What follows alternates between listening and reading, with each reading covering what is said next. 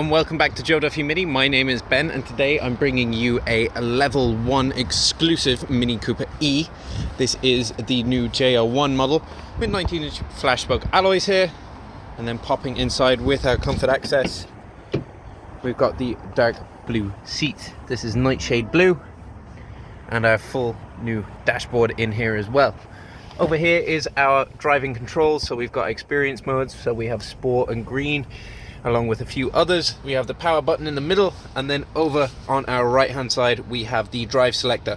What this will do: flick down for drive, flick up for reverse, and P just there for park. Just in the center here is our brand new infotainment system. This car comes with reverse cameras and front and rear sensors. Down below is our wireless charging pad, and back there is two USB-C ports for wired charging. We have a brand new steering wheel here. This is our new multifunctional steering wheel. So just here we have our cruise control and speed limiter settings, and over this side we have all of our media controls. Peeking behind these two steering wheels we have our auto lights and auto wipers. So our auto wipers there and our auto lights just there.